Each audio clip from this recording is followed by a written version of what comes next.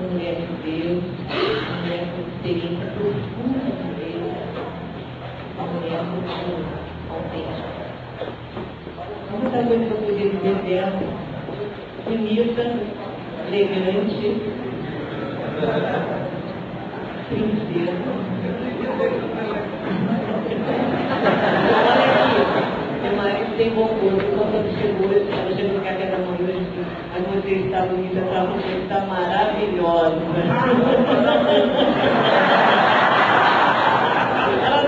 Ela tem saída para tudo, mas tem trabalho social lá no Morro da Mata, com 170 pessoas, né? São 150 crianças na marcha. E essa mulher trabalha para sustentar esse ministério lá no Morro da Mata há muitos anos. Ela começou agora, não, porque às vezes a pessoa diz: foi outro dia, ela inventou isso. Mas tem quantos anos ele tem? 17?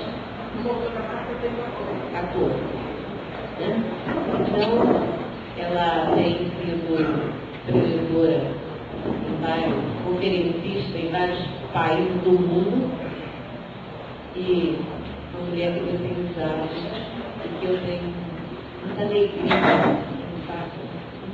de vez em quando estar lá ouvindo e não me cansando de ouvir. Eu tenho certeza que nesta manhã Deus vai falar com vocês, conosco, através da doutora de Deus. Eu quero saudar a toda essa igreja que está aqui reunida nesse templo, né? Com a graça e a paz do Senhor Jesus. Amém. E foi direcionado a ordem para fazer 2 palestras ou 2 pregações, eu não sei dizer, sobre espiritualidade. O que me veio no coração foi de falar sobre discipulado e depois também uma imersão de espiritualidade no livro de Cântico dos Cânticos. E as 2 estão preparadas. Quem quer Cântico dos Cânticos agora, levanta a mão. Então vai discipular.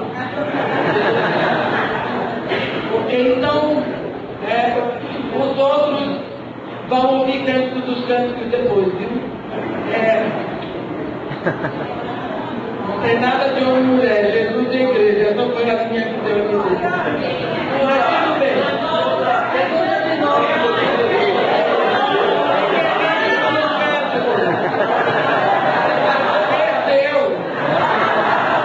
Vamos fazer agora e fazer à noite. Agora vamos começar entrando em discipulado. Não se preocupem que a coisa vai muito melhor do que eu sei dizer, porque quem vai ministrar, vocês só vão estar ouvindo minha voz. Deus é que vai estar direcionando. Eu gostaria que vocês todos aqui ouvissem essa palavra com humildade, porque quem está pregando aqui é ovelha, ou ovelha. Eu não sou pastora. Eu não sou uma pessoa importante. Eu sou uma pessoa que se entregou para Deus, para Ele fazer a vontade dele. Fazer a vontade de Deus, na maioria das vezes, é muito difícil, mas é bom. Porque obedecer é tão bom, porque se não der certo, a culpa é de quem mandou. Então é melhor obedecer a Deus, porque Ele garante. Então eu gostaria que vocês abrissem a Bíblia no Evangelho de Jesus Cristo segundo João, no capítulo 1. Esse é um trecho conhecido, pregado para pastores e líderes cristãos. De fato, eu já vou ler isso aqui, sabendo que a maioria de vocês está de cor. Evangelho de Jesus Cristo segundo João, capítulo 1. Vamos começar o versículo 35.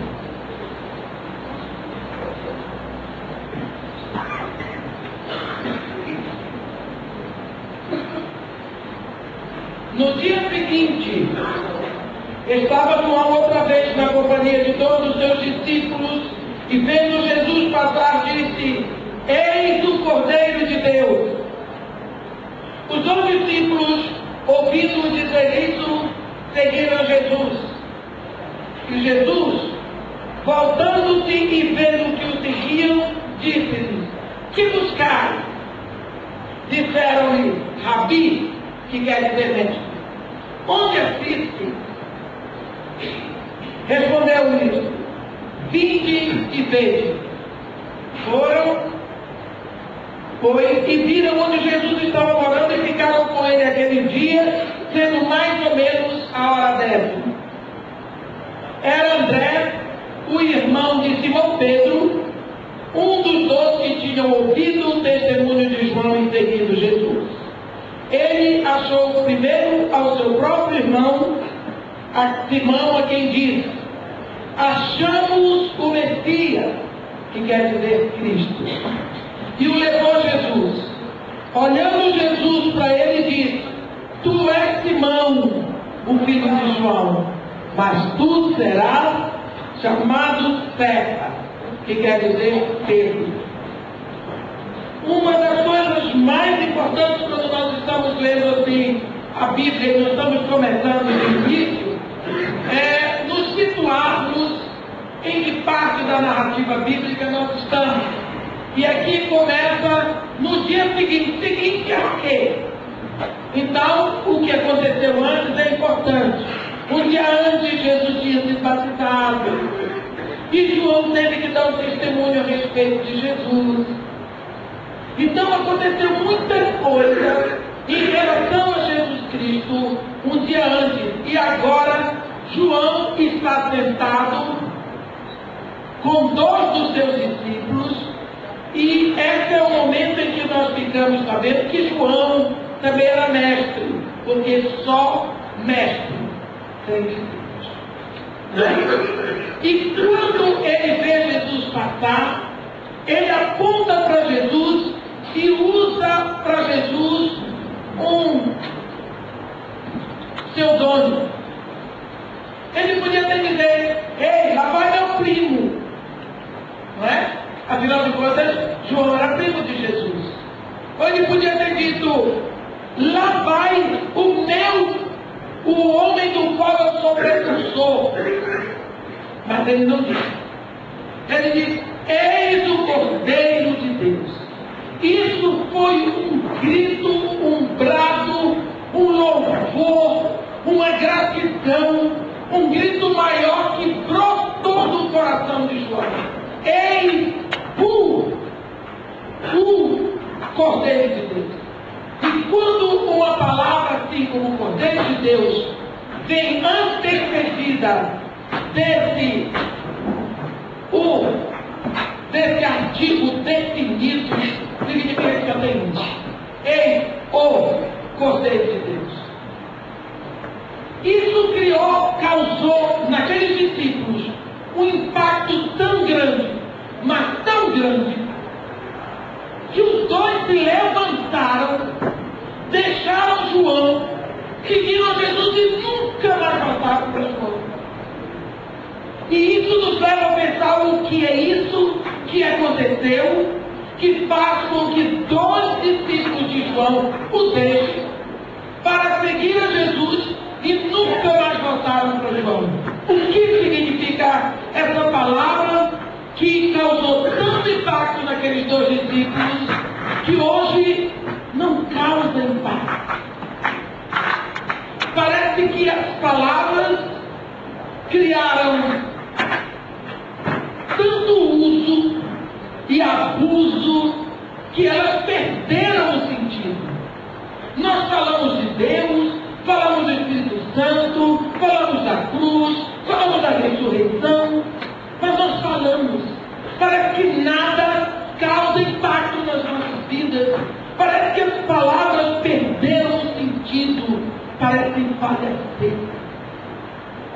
Para nós entendermos o impacto que essa expressão causou na vida daqueles 2 discípulos, nós precisamos ir um pouco ao Antigo Testamento.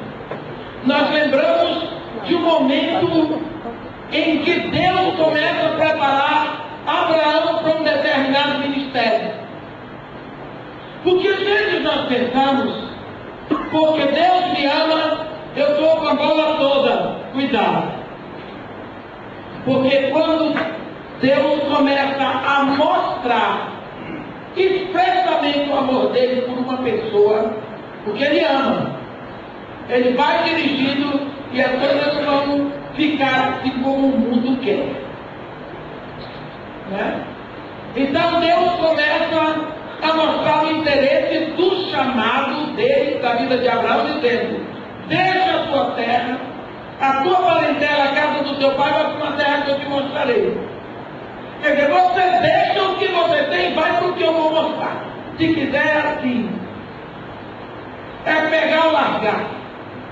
Vai se quiser, mas eu não vou mostrar agora, vai ter que andar em pé. Eu farei tudo no futuro, farei de ti uma grande nação, te abençoarei o nome, abençoarei os que te abençoarem, amaldiçoarei os que te amaldiçoarem. Em ti e na tua descendência serão benditas todas as famílias da terra. Abraão foi, você iria, nem precisa levantar a mão. Ele foi. Por quê?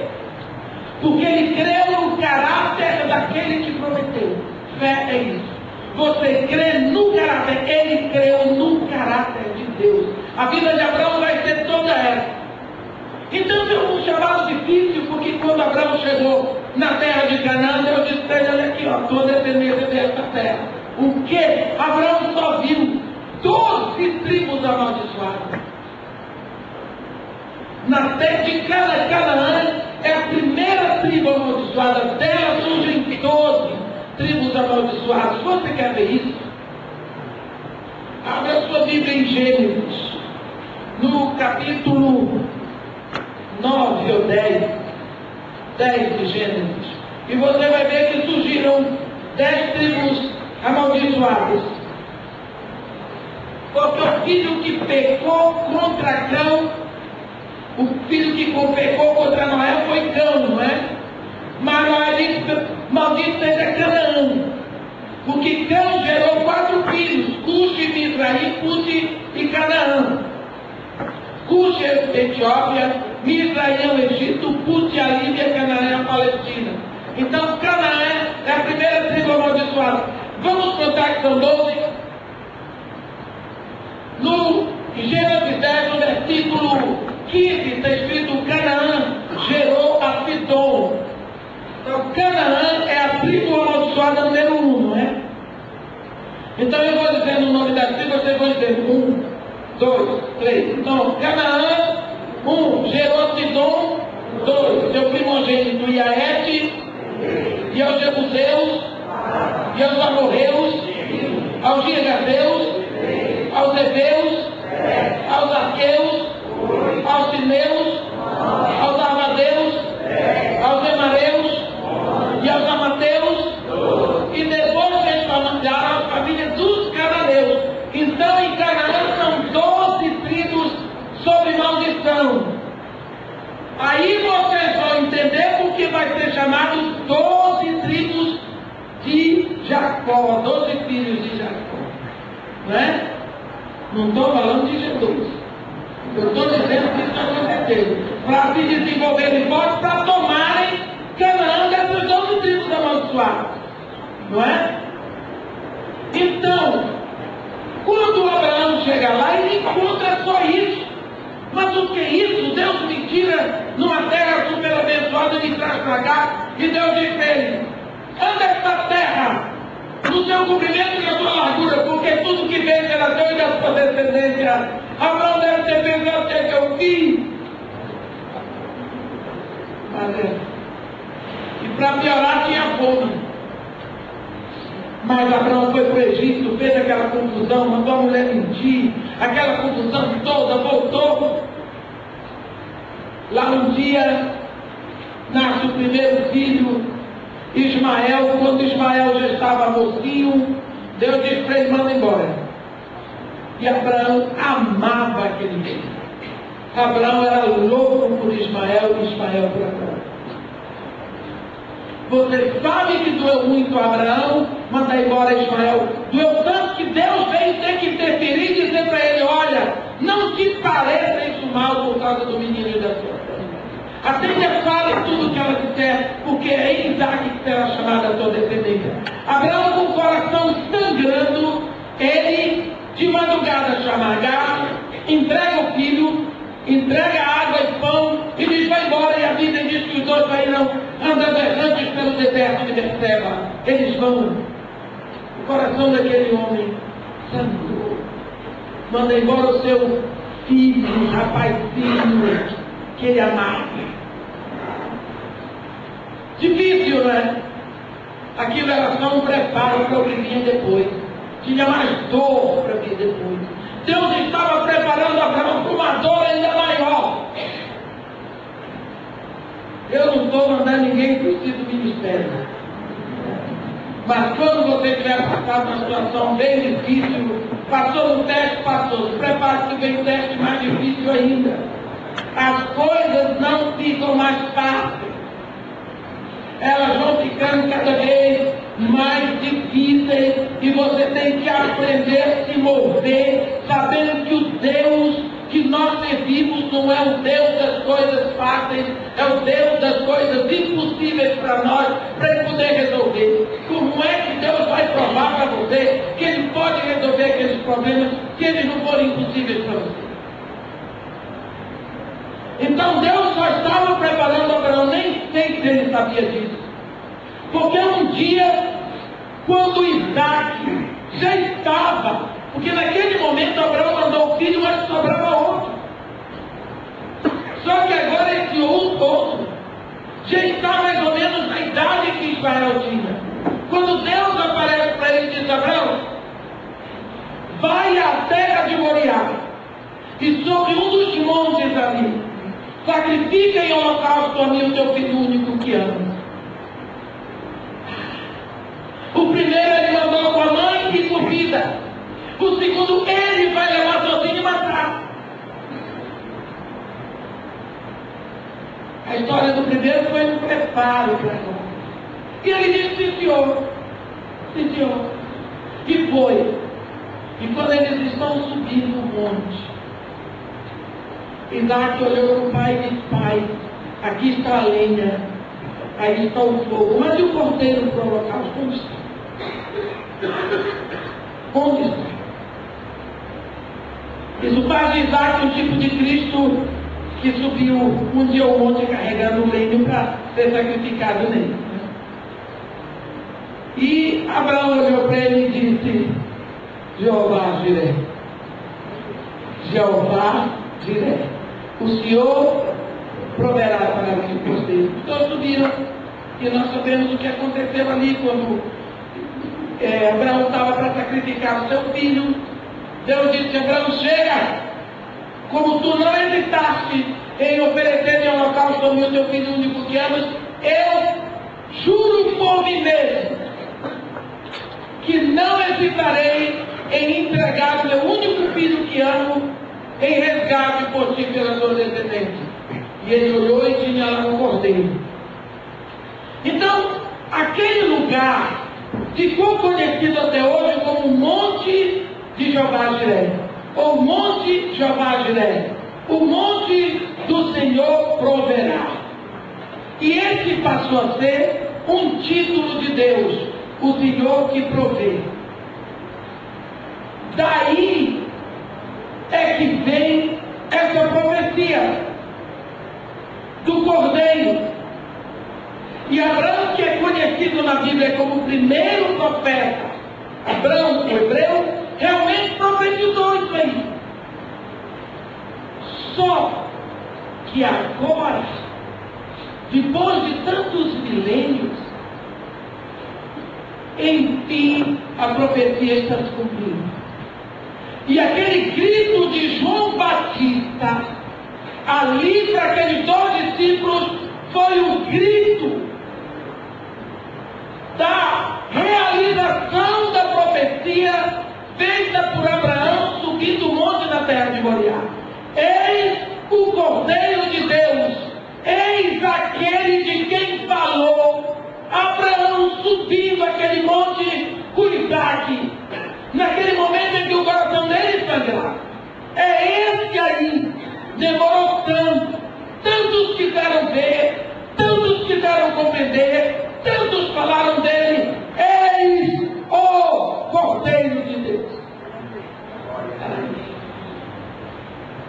Hoje nós falamos muito em provisão. Falamos muito de Jeová Jireh. E pregamos, e Deus provê casamento, provê emprego, provê saúde, provê ministério, provê tudo. Mas nós esquecemos que a maior e a verdadeira provisão de Deus é o Cordeiro. Deus provê o Cordeiro. E nesse caso, o trabalho foi completo.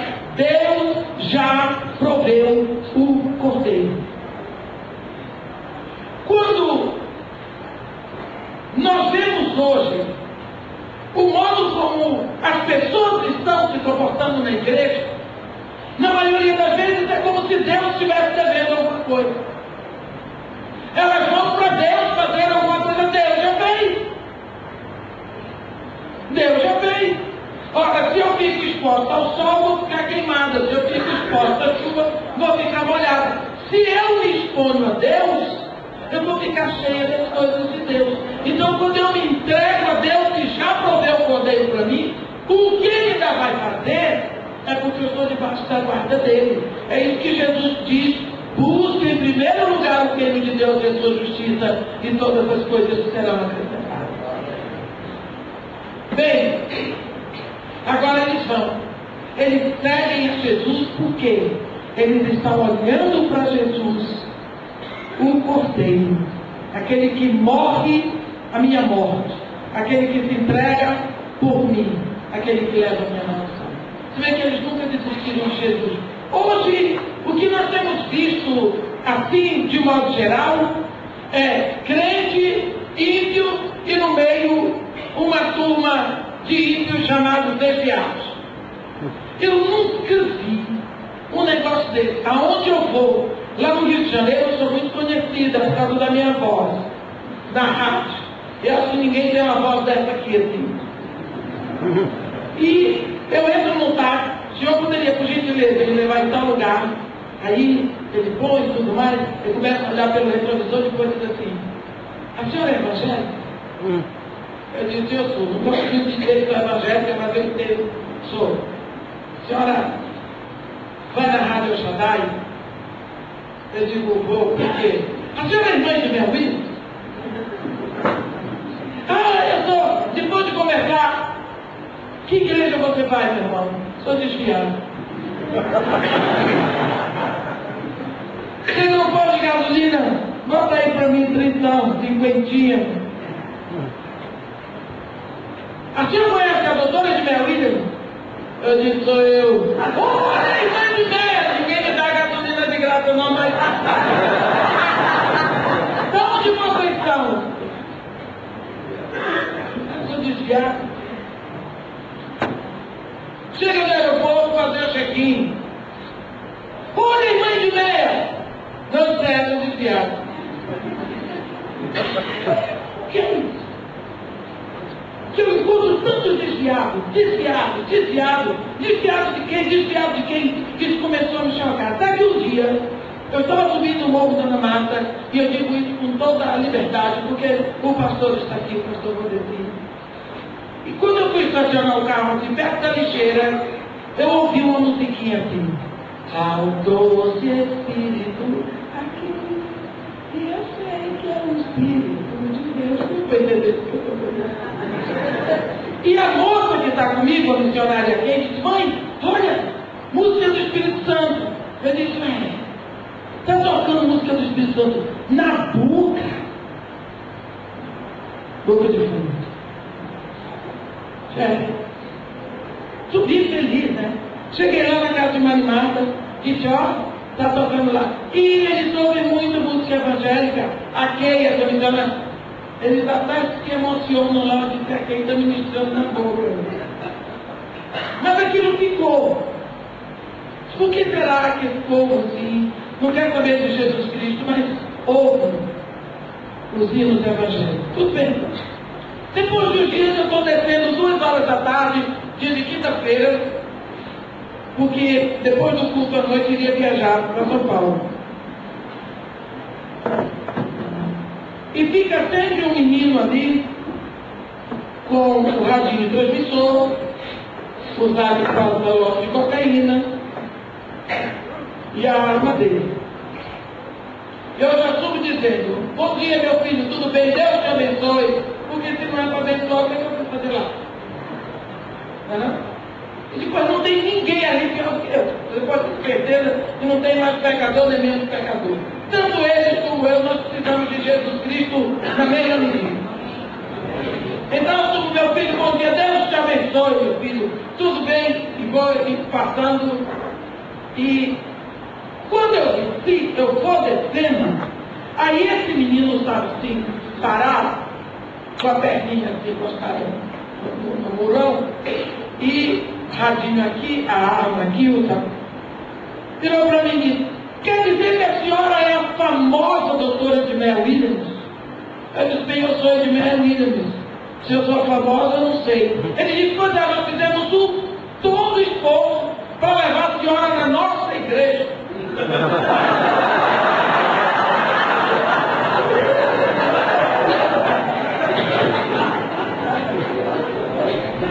Pode rir, pastor, pode rir. Para levar a senhora na nossa igreja. Aí eu tomei aquele impacto, e eu não sabia chamar o menino de irmão. Eu disse para ele: por que vocês não me levaram? Ah, quando a agenda da senhora, né, não tem que marcar de um ano para o outro, eu teria ido. Né? Aí eu resolvi, já que era da igreja, né, eu pensei: será que isso aqui é algum ministério? Tem tanto ministério esquisito hoje, né?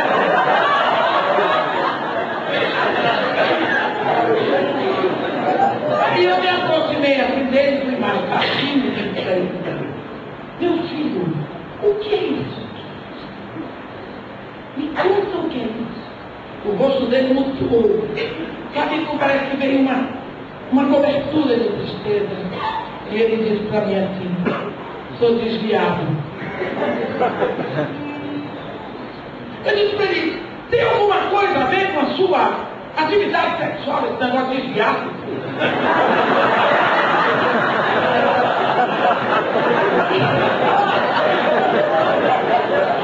Aí ele disse para mim: irmã, todos nós, olhe bem, eu estou falando para pastores e líderes, todos nós, até as mulheres do bando, todos nós somos desviados. Foi uma das piores notícias que eu já tive. Todos nós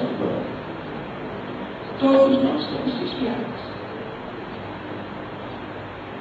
Eu peguei esse menino: por que você me levaram na sua igreja? Ele disse: pois é. Agora eu só vejo a senhora aqui na favela, disse que eu não sou famosa. E famoso não veio na favela, não tem na época de eleições. Ele disse: olhe por mim. Não olha por você não, cara. Eu vou orar com você agora. E ficou aquela cena meio esquisita, porque lá no Donomata não tem escada larga. São todas escadinhas assim bem estreitas e não tem rua. Então, eu botei a mão assim no ombro dele, ele não sabia o que fazer com o fuzil, e o radinho de um papelote, e aí eu não sei falar baixo, e aí comecei a orar, e chorava eu, chorava ele. E eu não sei se ele desligou o rádio de transmissor, se não desligou, a oração foi ouvida na boca. E eu sei que domingo de madrugada ele morreu. Eu cheguei terça-feira que eu passei, quinta-feira tinha morrido. Mas aquilo me acordou. Ele tinha 16 anos. Aquilo me acordou. Tem 2 anos isso. Aquilo me acordou. Desviar. De quem? Como é? Como não é? Comecei a me interessar. E me chamou a atenção para essa questão. Nós estamos fazendo um trabalho nas igrejas que deixa a desejar. Primeira coisa, nós estamos pregando Jesus Cristo como Salvador. Jesus Cristo é Senhor. Salvação é consequência. Porque, se você olhar o primeiro discurso de Pedro, quando Paulo diz: o que faremos, eles creem no Senhor. Arrependei-vos, crede no Senhor Jesus, consequência, recebereis o dom do Espírito Santo. Quando aquele carcereiro lá de Filipos viu o que aconteceu, que se jogou aos pés de Paulo e de Silas, o que eu devo fazer para ser salvo? Ora, todo mundo quer ser salvo. Paulo responde: crê no Senhor Jesus. Qual é a consequência? Será salvo, tu e a tua casa. Quando Jesus é Senhor da vida, Ele salva aquilo que Ele pertence.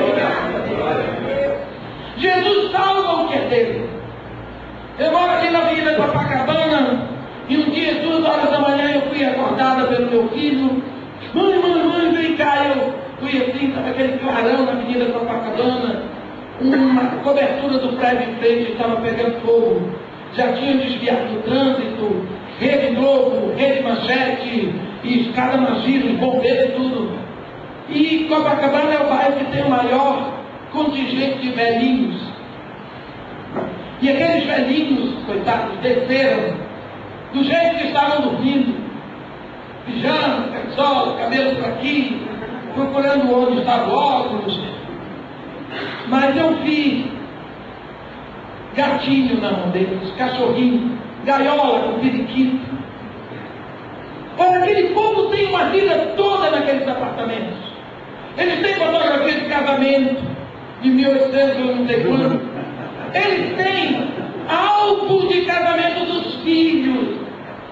Eles têm fotos dos seus netos, eles têm documentação de imposto de renda, de coisas de banco, de ações, mas eles salvaram as vidas que são deles. E quando eu olhei assim, a primeira coisa que me veio foi: esses animais têm dono. Porque na hora do perigo, eu não vou salvar o que é do outro, eu vou salvar o que é meu. Se Jesus Cristo é o seu dono, é o seu proprietário, é o seu Senhor, Ele vai salvar você, que pertence a Ele. Então nós precisamos ir mais a fundo, pregando Jesus Cristo Senhor, porque a salvação será uma consequência do senhorio dele.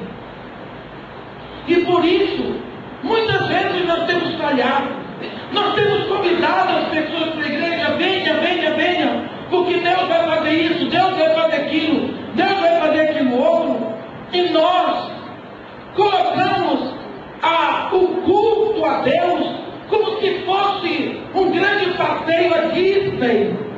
Vem que vai ser interessante. Ou então fazemos do Evangelho um almoço self-service, da onde você tira o que gosta, o que não gosta, deixa para lá. Nós temos falhado na seriedade dessa mensagem eterna. E por isso muitas vezes temos sofrido as consequências. Porque temos usado, as pessoas vão para a igreja e nem mesmo sabem o que é o culto. Elas vão para a igreja para buscar alguma coisa. Não, nós vamos entregar, nós vamos cultuar. O culto é para Deus. Agora, lógico que quando a minha mão está aberta para dar, ela está aberta para receber. Se eu me abro, eu me derramo cultuando a Deus, Ele me enche do que eu preciso. Então, o que nós vamos na igreja, nós vamos só entregar. O que nós vamos trazer é da conta daquele que supre as nossas necessidades. Nós vemos de uma hora para outra a igreja do século XXI indo a passos lábios, parece um trem que saiu dos trilhos. E quando nós olhamos para a igreja do primeiro século, não podemos viver naquela época cultural, mas a base é séria, continua a mesma. Nós sabemos que a igreja cresceu muito sob perseguição. E hoje nós não temos essa perseguição frontal aqui no Brasil de matar crente, mas nós temos outra perseguição muito mais perigosa porque é camuflada. É a perseguição dos princípios, é a perseguição da moral, é a negação dos valores. Achamos que para termos crentes engajados na sociedade, nós precisamos estar bebendo da água que eles bebem, vendo e expondo os nossos filhos à imoralidade, não imaginando o mal que faz, olharmos para cenas que ficam prontas na nossa imaginação, porque tudo que chega à nossa alma passa pelos órgãos dos sentidos. Quando nós olhamos o livro do profeta Amós, um dos pontos que Deus reclama ali é o fato de dois homens, pai e filho, coabitarem com a mesma jovem, e nós achamos isso um absurdo e achamos que não se passa nos nossos dias. Mas quando pai e filho se assentam diante da televisão e veem o mesmo filme ou a mesma novela com aqueles corpos desnudos e desejam aquele mesmo corpo, estão coabitando com a mesma coisa. Porque Jesus disse que se você desejar, já cometeu o adultério. E isso fica uma coisa muito camuflada. Os princípios e os valores morais de lá do mundo, eles entram destruindo os princípios e nos dizendo: faça o que Deus disse para você não fazer. Foi o que aconteceu no Éden. A serpente disse para Eva: se você continuar fazendo o que ele disse para você fazer, você vai ficar aí nessa vidinha. Mas se você fizer o que ele disse para você não fazer, você vai ficar livre. Você vai ser como Deus, conhecedor do bem e do mal. E até hoje, esse conselho está vindo através da mídia. Mídia não é coisa nova, mídia já existe desde lá do Éden. A propaganda, olha o fruto, olhando o desejo, e do desejo vem a queda. Olha como é bonito, olha como é agradável, olha, é propaganda, é a alma do negócio. E foi isso que Satanás fez lá. Fez propaganda do que era proibido. E a mulher engoliu a propaganda e olhou. Olhar é perigoso. Eu acho que Davi viu a mulher de Urias tomando banho, mas a mulher ficou tomando banho o dia todo.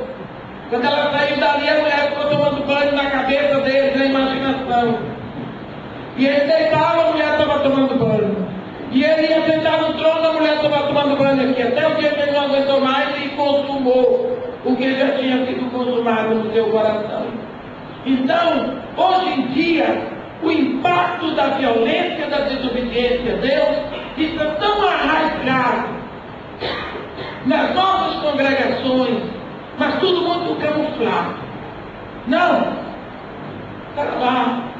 Afinal de contas, eu estou aqui, eu estou vivendo, você está no mundo, mas você não é do mundo, você foi transportado. Transportado do império de trevas para o reino do Filho do amor de Deus. Agora, quando nós olhamos para isso, nós temos pregado Jesus Cristo Salvador, mas nós não temos pregado Jesus Cristo, o Cordeiro de Deus. Quando aqueles dois discípulos de João Batista se moveram para Jesus, eles nunca se desviaram. Por quê? Porque eles seguiram a Jesus, vendo em Jesus o Cordeiro. Eu vou seguir esse homem, porque ele morreu a minha morte. Ele se fez maldição em meu lugar. Através do seu corpo eu tenho vida eterna. Então eu vou segui-lo. Eu vou servi-lo pelo que ele já fez e não pelo que ele vai fazer. Porque quem já fez tanto, imagina o que não fará. Então nós precisamos seguir a Jesus pelo que ele já fez. E se nós servirmos Jesus pelo que ele já fez, é motivo suficiente para termos corações gratos, sem jamais nos desviarmos dele. Porque o que Jesus tinha que fazer, já fez. Isso nos levará a suportar o que Jesus disse. Todas as afrontas pelo nome dele. Por quê? Porque ele já fez por nós. Isso nos levará a suportar humilhações. Por quê? Pelo que ele já fez por nós. Isso nos levará a suportar todo tipo de dificuldade. Por quê? Porque ele já fez por nós. E nós estamos com ele. Então, se o nosso primeiro mover para Jesus não é vendo nele o Cordeiro de Deus, no nosso coração vai ter sempre uma cobrança. Poxa, mas também não vejo acontecer nada na minha vida. Não vejo ele fazer nada na minha vida. Eu vou dizer para vocês, Jesus Cristo nunca ofereceu vida fácil, nunca ofereceu nenhum tesouro daqui, porque ele disse: o meu reino não é deste mundo. Então como é que ele vai oferecer tesouros do mundo, se ele mesmo rejeitou os tesouros do mundo? Não estou falando da terra, estou falando desse sistema aqui. Então, nossas vezes, temos a tendência, e é difícil, eu não queria ser pastor hoje em dia, você olhar o que nós podemos ver por aí. Ministérios transbordantes de poder material e de tesouros materiais. Não é? E você dizer: além disso, ainda estou levando as minhas ovelhas. E o que é que eu faço? Tem alguma coisa errada em mim. Cuidado. Cuidado.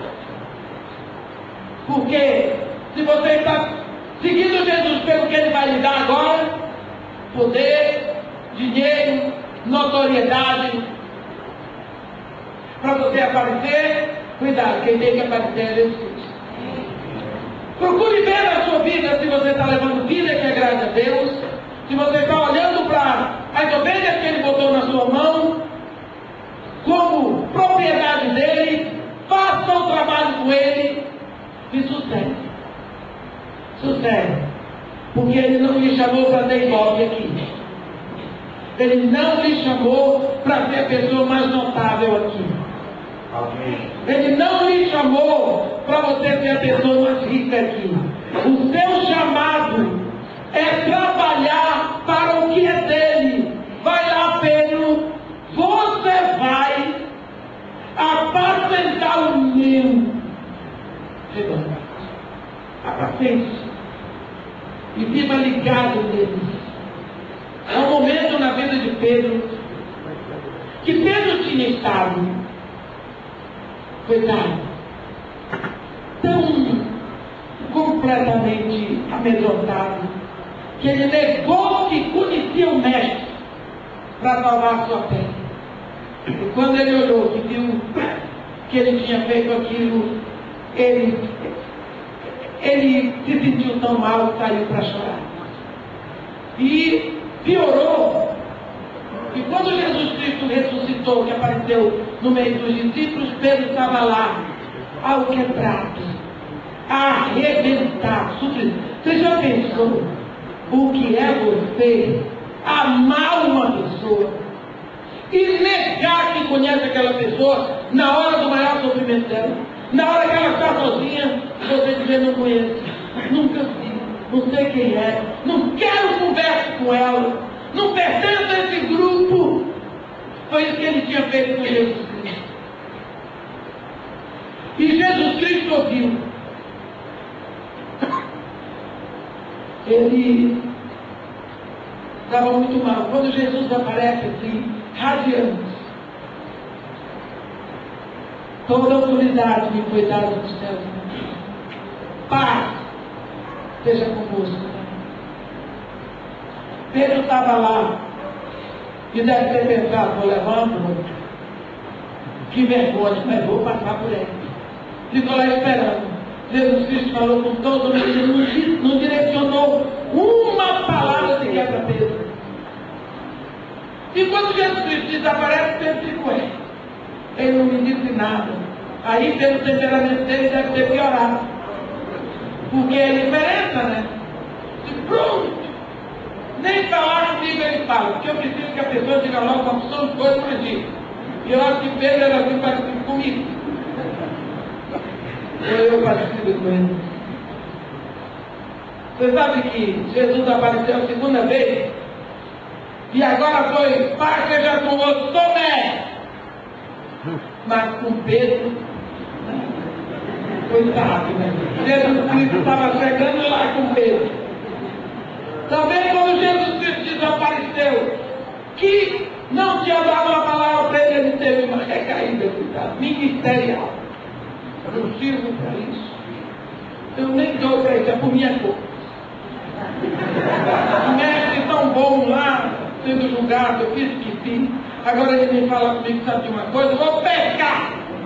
Eu só sei fazer isso. É esse o meu negócio, eu vou pescar. Sabe que os outros foram com ele?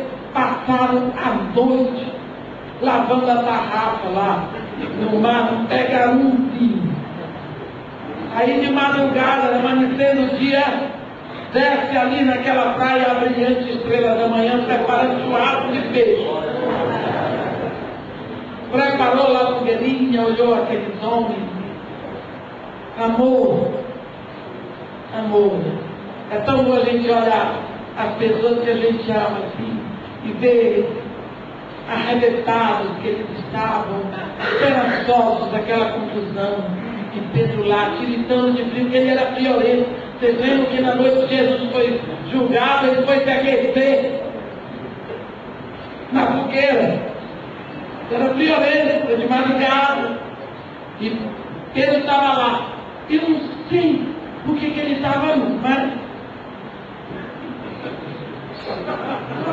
Quando Cristo olhar para ele, não peixe aí. Tem peixe, mas nenhuma não pegava nada. Joãozinho diz assim, ei, é o mestre. João conhecia pelo cheiro, pela voz. Era um negócio de espetáculo. João, né? É o mestre. É o mestre. Oh, Pedro, que o coração dele pulsava quilômetros pelo mestre, ele era louco por Jesus. Coitado. Mas ele, quem ama, que coisa. Inimigo não trai, meus irmãos. Como é que o inimigo vai lhe trair? Você já espera tudo que não presta dele. O pior da traição é que o meu amigo, meu maior amigo é o amigo que trai. Cuidado com o amigo.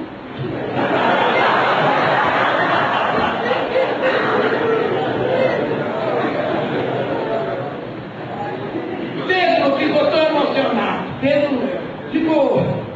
Sabe o que ele fez? Então, em vez de ele cair no mar, para depois se molhar, ele se molhou e caiu no mar. Aí quando ele saiu da água, ele estava todo ensopado e com o cobertor ensopado também. Aí ele chegou assim perto da praia, ficou olhando para Jesus. E Jesus lá com a fogueirinha. Ele vem para cá, que ele é fogueiro.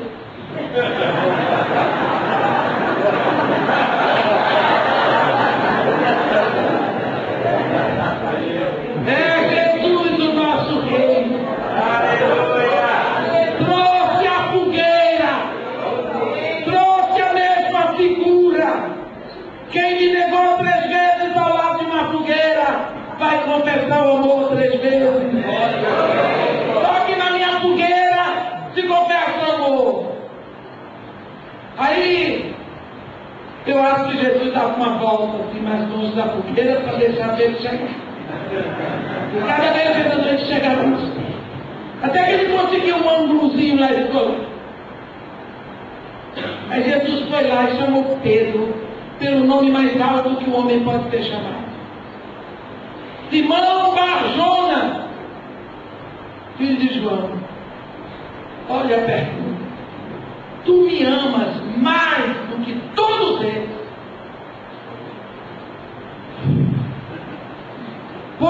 no lugar de Pedro, eu não ia responder, eu ia cair num pranto.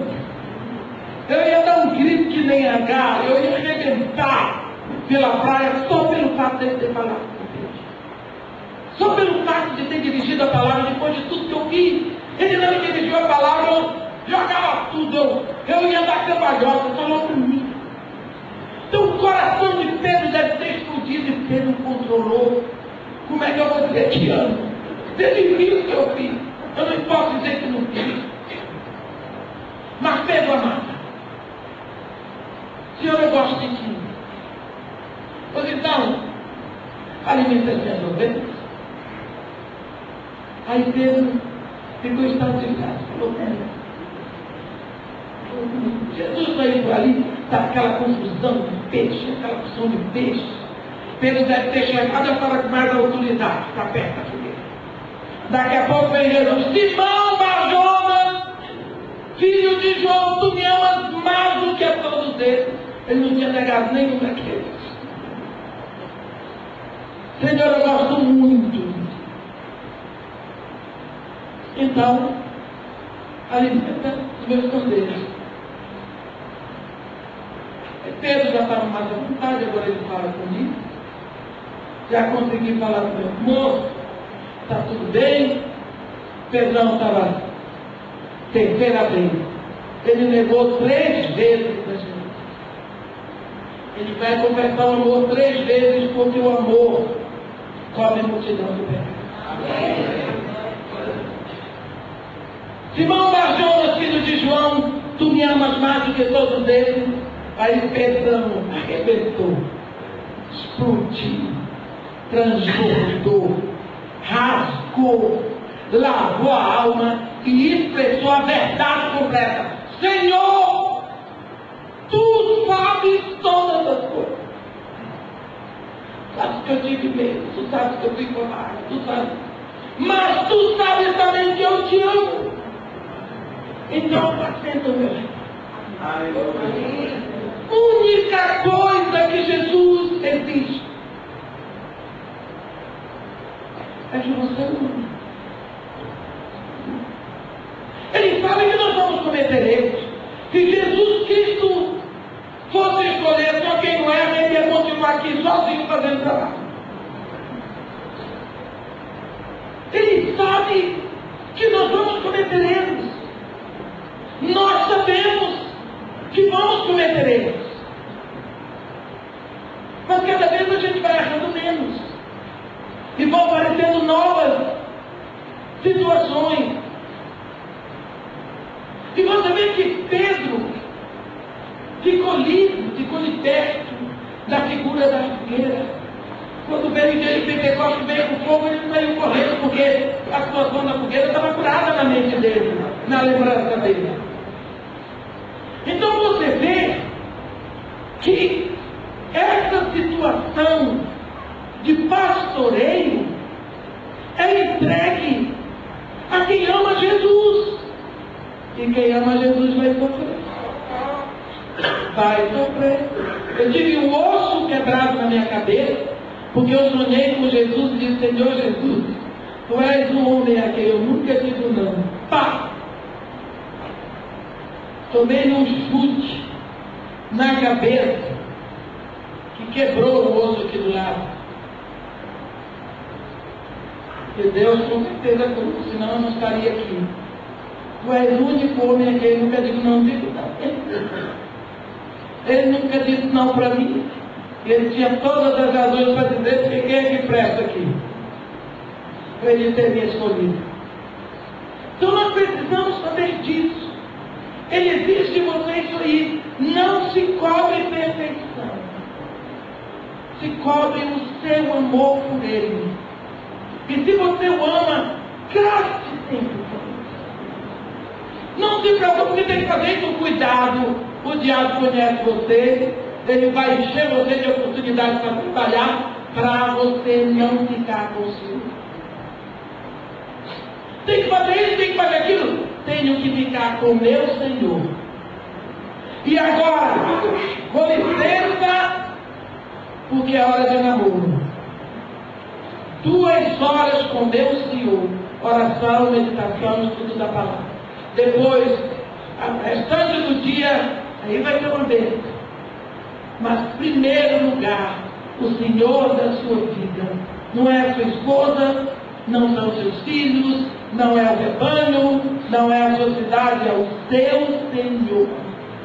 Em primeiro lugar, este rei, este trono.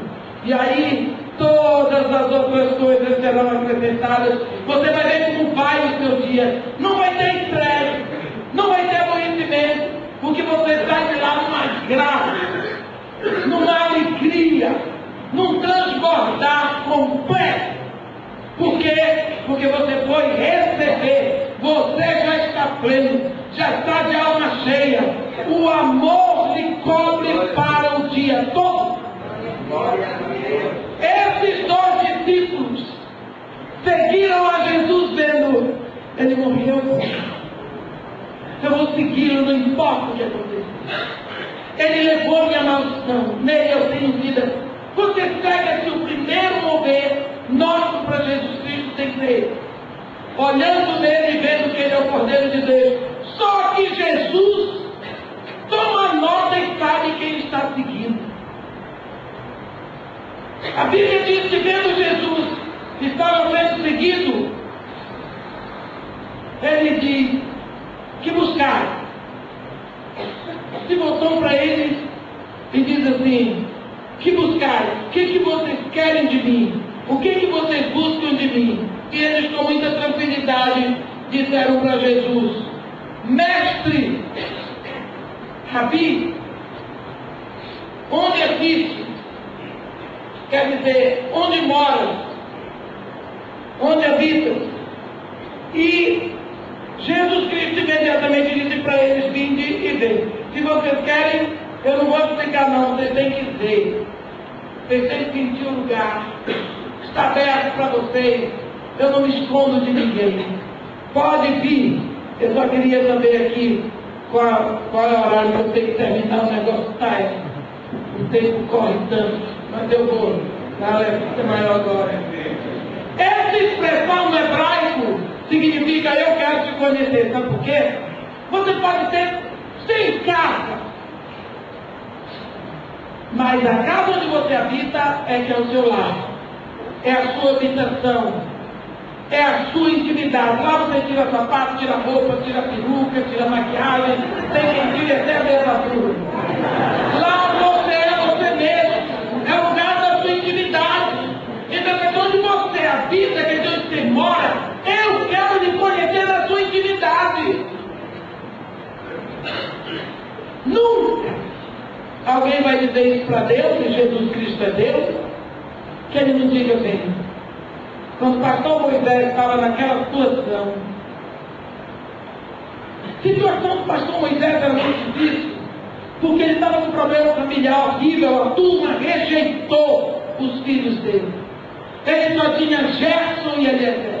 Eram os filhos dele. Não importa se a mulher não era judia, mas eram os filhos dele.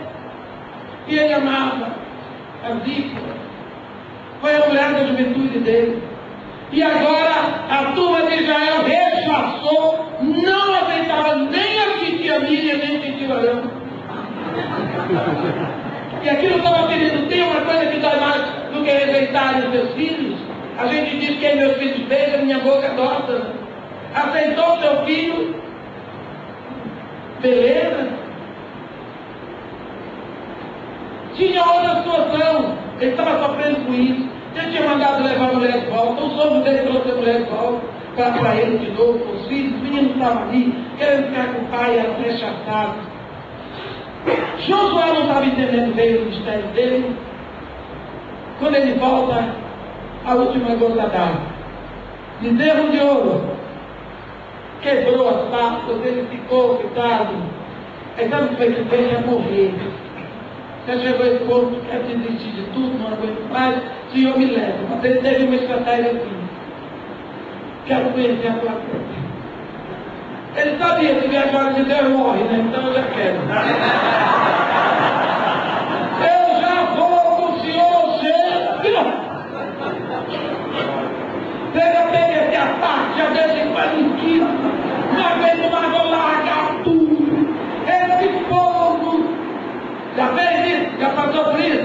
Então saiba que você não é o primeiro. Pastor Moisés também deu o xilique dele. E sabe o que foi que Deus disse para ele? Vem, sobe para mim, mas sobe sozinho. Só você e eu. Sobe. Mas prepara duas pedras daquelas. Duas tábuas daqui. Você quebrou. Deus não é você do culpado, foi você que quebrou, não caiu da sua mão. Mas Deus vai escrever tudo de novo. Deus viu o sofrimento.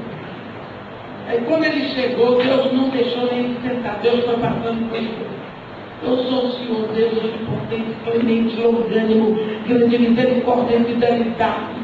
E foi dizendo e disse: olha, tem junto a mim a um lugar. Junto. E eu te colocarei na frente da rocha. Você sabe o que é a rocha? Jesus. A fenda é a abertura lateral. Lá na cruz. Porque daquela abertura lateral, lá na cruz, saiu sangue que justifica e água que purifica. Eu vou te colocar na fenda da rocha. Que rocha é essa fendida, aberta do lado que tem do lado de Deus? Jesus. Eu vou te colocar na fenda da rocha. Colocarei sobre a minha mão, Moisés. Passarei diante de ti toda a minha bondade e misericórdia. Mas o meu rosto não verás, que eu sei morta. Não está na hora. Não está na hora. Era um momento de muita dor de Moisés. Ele estava desistindo de tudo até viver. Você pode ter esse momento dele. E Deus me chama, vem cá comigo. É aqui que vem a cura. É aqui que eu vou te abraçar. É comigo que tu vai ficar. Porque você vai ter momentos assim. Se a gente pegar os momentos de dificuldade do ministério de Moisés, você vai ficar com pena dele e vai se sentir ainda muito mais abençoado. Porque sofreu. Há um homem na Bíblia que andou com Deus profundamente, que não tenha sofrido os horrores de estar aqui nesse mundo. Abra a guarda. Pare de pensar nas coisas grandes aqui deste mundo. Pense no reino. Jesus diz: não virá o reino de Deus com visível aparência.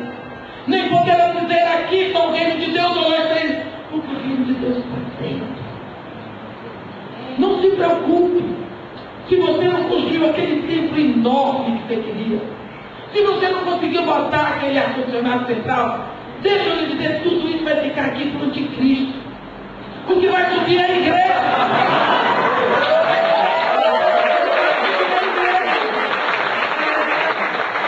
O que vai subir é a igreja. Cuide dessa igreja aí, que vai subir. Que quando você chegar lá em cima, o encopo está grande. E o seu encopo vai ficando pior do inferno, à medida que ele vai subindo lá no céu. É para lá que a gente tem que contar. É que o Senhor pensa de nós. Porque é para Ele. E é com Ele, e é por Ele que são todas as coisas. E a Ele seja dada a glória eternamente, amém. Como diz nosso irmão Paulinho de Tarso.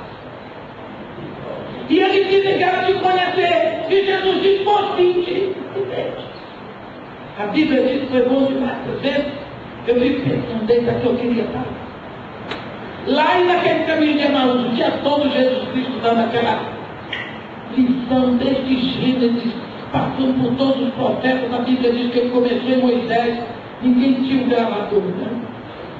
Ficaram com Jesus, a Bíblia diz que era mais ou menos a hora 10ª, quer dizer 4 horas da tarde. Também com uma experiência dessa, no outro dia, um desses 2 discípulos, que era André, correu para buscar o seu irmão, que era Simão Pedro, e disse para ele: ei, achamos o Messias, que quer dizer Cristo. Olha, estou procurando essa carteira. Quem viu minha carteira? Onde foi minha carteira? Vocês viram aí uma carteirinha marrom, né? Na hora que acha Jesus: ei, achei minha carteira! Achei! Você acha que eu vou sair procurando a carteira de novo? É isso. Achamos o Messias. Por que será que as pessoas andam buscando isso, aquilo? Tem crente que sai de igreja em igreja procurando o Espírito Santo. Não, mas ali tem, ali não tem. Vou sair daquela igreja porque ali não tem o Espírito Santo. Que Espírito Santo é? Sofreu a pardão.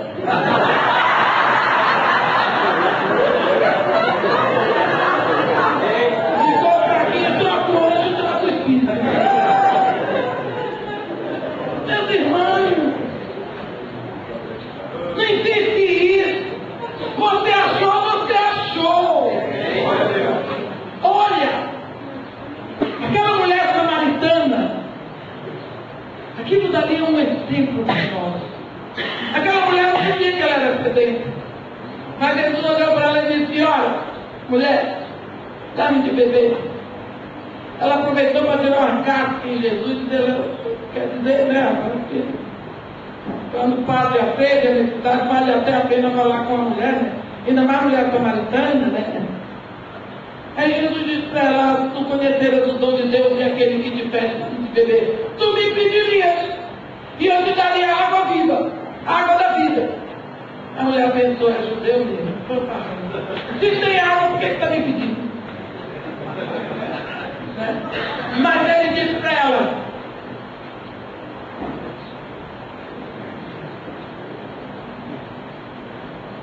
quem beber dessa água torna-se perfeito. Não, ele disse para ela: tu me pedirias. Aí ela disse: vou dar uma chamada nele, para ver se ele cai na real. Homem, tu não tens com que tirar água do poço, entendeu? Você não tem com que tirar água do poço. E o que o poço, ó, cai na real. É fundo! Viu? Caiu na real, caiu a ficha, rapaz, o poço é fundo. Você não tem que tirar. Para de ser judeu, mandão, né? Aí Jesus, que nunca perde, disse para ela: quem beber dessa água tornará ter sede. Mas quem beber da água que eu lhe der, nunca mais terá sede. Pelo contrário, a água que eu lhe der formará nele uma fonte a jorrar para a vida eterna. A mulher pensou: mas não tem jeito. Ele é muito fantástico. Então tá bom, me dá. Quero ver só ele me dá água. Me dá dessa água, vambora, me dá logo. Ele disse: não. Mas vai chamar teu marido? Tem marido não, ele disse: agora disseram. Não tenho marido porque 5 maridos tu já tiveste. Esse foi menino não teu marido. Aí a mulher: agora a bicha caiu, foi nela. As profetas, lógico. Você vê essa mulher? Teve o primeiro marido que não deu certo, o segundo ela largou, o terceiro não deu certo, foi buscar o quarto, não ficou com ele, o quinto estava no sexto. Mas ela já estava pensando no sétimo, porque ela já estava dizendo: não tenho marido. E estava no sexto. Então se Jesus não aparece, o sétimo já estava.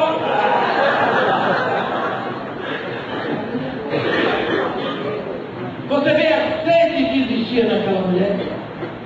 Viu que existia uma sede dela? Jesus estava dizendo para ela: mulher, eu é que tenho a água que sacia a tua sede. Eu tenho alimento que supre, que mitiga a tua fome. Eu tenho a roupa que cobre a tua nudez. Eu tenho um amor que te é necessário. Eu sei onde está a tua necessidade, a tua dor. Será que essa mulher não estava procurando, hein? Ela queria encontrar em algum homem, talvez aquilo que o pai não deu. Quantas mulheres vão assim para o casamento? Procurando no marido o amigo que o pai não foi, a presença masculina que o pai não deu, o suprimento, a cobertura, o abraço. Como faz falta isso na vida de uma mulher? Saiba, pastor, que o abraço mais gostoso que sua mulher já teve foi do pai dela. Não existe abraço que supere esse abraço. Mas quando ela não teve, ela vai procurar em você, marido. Cuidado, Não deixe aquela terra cair pela segunda vez. Porque senão é perda demais, o vazio vai continuar. Ela vai continuar vazia. Bem, o fato é que quando nós encontramos Jesus, a nossa sede é saciada. Porque será que esse pessoal vai por aí por costura aqui? Procura lá, vai para lá. Porque eu estou na igreja batista, mas estou na igreja presbiteriana é melhor, mas lá não tem o Espírito, eu vou para a Assembleia de Deus, aquela igreja tradicional, vou para a Metodista, e quem sabe um dia cair até na Anglicana. E não achou nada. Porque estava procurando denominação. Se você encontra Jesus, é Ele que sacia. É Ele que sacia. Aí ele sai e diz para Pedro, achamos o Messias, e ele traz Pedro para Jesus.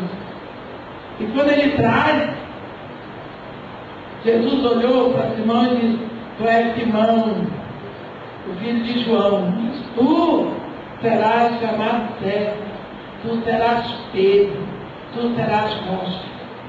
Essa é a visão dupla que Jesus tem de cada um de nós. Você é fulano, mas você será. Porque Ele nos chama como não somos, mas Ele tem algo para nos dar, para que sejamos segundo a imagem do Seu Filho. Existe um processo. Um discípulo de Jesus Cristo é aquele que olha e o seu primeiro mover para Jesus é ver em Jesus o Cordeiro de Deus, aquele que morreu por mim. Segundo passo é aquele que cresce e que busca para conhecê-lo. Às vezes nós estamos com Jesus e não conhecemos, mas nós ouvimos falar, como foi o caso de Jacó. Quando Deus se apresenta a Jacó lá em Luz, ele diz, eu sou o Deus do teu pai Abraão e de Isaac. Ele não diz o teu Deus, por quê? Jacó ouviu falar desse Deus. Quando ele sai de lá, tornou Betel, aí Deus era Deus de Abraão e Isaac e de Jacó. Às vezes nós estamos na igreja há muito tempo, mas Deus não é o nosso Deus pessoal. Por quê? Porque nós não temos intimidade, nós não gastamos muito tempo com Ele. O nosso Deus é o Deus que nós ouvimos falar. Vamos em muitos congressos, às vezes nos tornamos congressetes. Mas não botamos em prática. Você tem que gastar tempo com Deus. Quando você vai namorar uma moça para casar, pastor, você não gasta tempo com ela, conversando, procurando saber, pesquisando, e dando uns beijinhos. Vamos ficar por aí mesmo? Para saber, para conhecer, para aquecer o coração, e vai conhecendo para andar junto. Mesma coisa com Deus. Como é que começa uma vida? E não gasta tempo com a pessoa. Isso é ilusão de ministério. Esse é o maior engano que pode acontecer. É você entrar no ministério e não gastar tempo com Jesus Cristo. Tem que gastar tempo com Ele. Senão, meu irmão, que diz, se você não quer gastar tempo com Ele, acabe com essa família. Primeiro ponto, tempo com Deus. Para conhecê-lo, como Paulo diz, para conhecê-lo. E o poder da sua ressurreição. E a comunhão dos seus sofrimentos, conformando-me com Ele na sua morte. Ele diz que foi assim que ele teve a revelação do Evangelho das insondáveis riquezas de Cristo. Depois que você o conhece, você está pleno porque é sua. E aí você está pleno, você pode anunciá-lo. E porque você o anuncia, você traz pessoas para Ele, prontas como você, para passarem por essa transfiguração, para que você seja aquilo que Ele planejou para você. Nós precisamos saber que Ele nos chama como nós chamamos, mas Ele tem uma visão para cada um de nós. É preciso que nós saibamos que quando chega o final de um ano, nós estamos caminhando para ficar mais próximos daquilo que Ele quer que sejamos. Precisamos fazer um balanço todo final de ano, para saber o quanto nós andamos. E quando não andamos muito, é para fazer jejum, viu? Porque é preciso andar com esse mestre. É preciso caminhar. Porque aquela congregação que ele deu na sua mão, tão difícil, um povo tão confuso. Quando você trabalhou, ele vai embora. E depois volta todo sujo, ainda falando mal. Vai sempre falando mal. Deixa eu dizer uma coisa para vocês, vocês se lembram daquela parábola da ovelha perdida? O pastor não teve muito trabalho para encontrar aquela ovelha. Ele deixou as 99 no deserto. Foi buscar aquela, sabe por quê? Porque a ovelha quando sai, ela vai fazendo barulho, sai deixando pegar, sai gritando, ela sai xingando, sai falando mal, sai fazendo fofoca. Ela sai deixando rastro. Moeda não, moeda cai, ela perde dia. Moeda perdida. Mas a ovelha perdida faz barulho. Normalmente ela sai fazendo barulho. Elas fazem fofoca, elas falam mal. Elas levantam nosso testemunho.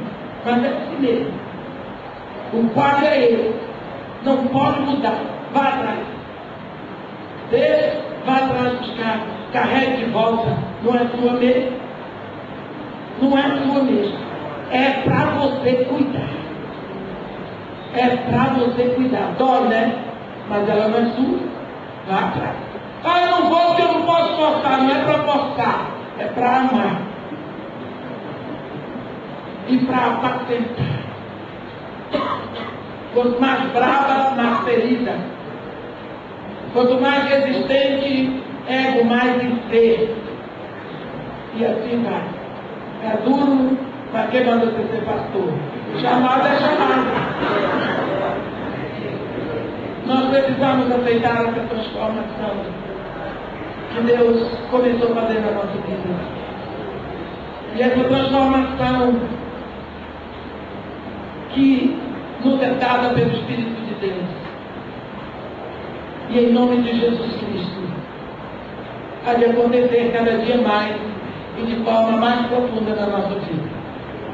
Amém? Amém. Eu gostaria de orar, é um privilégio poder orar por tantos pastores e líderes que estão aqui. Muito obrigado.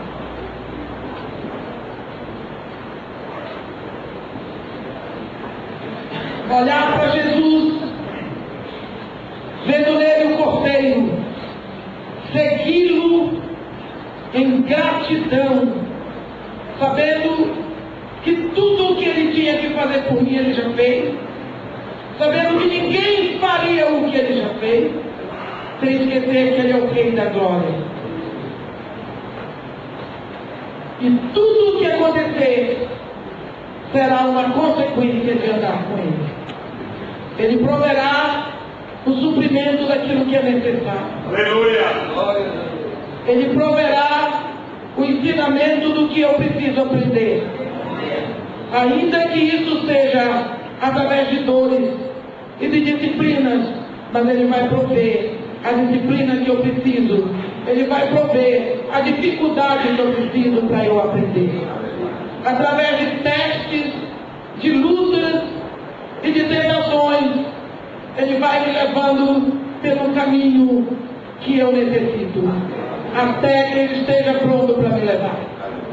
Senhor Deus Todo-Poderoso, nosso Pai, aqui nós estamos, ó Pai, no desejo de uma reflexão maior através do nosso ministério. Amém. Tomamos a Tua palavra como a diretriz, como ensino, e te pedimos, ó Pai, que nós possamos olhar para Jesus Cristo, vendo nele sempre o Cordeiro de Deus. Amém. E que o desejo maior de conhecê-lo esteja no nosso coração. Amém. Que haja uma certeza profunda de que ele não se esconde jamais. Que ele é uma porta aberta para nós dizermos: vinde a mim e conhecei-me. Eu estou pronto, eu me entreguei. Dá-nos a graça de compreender que em Jesus Cristo nós paramos, porque nele nós encontramos o Messias, encontramos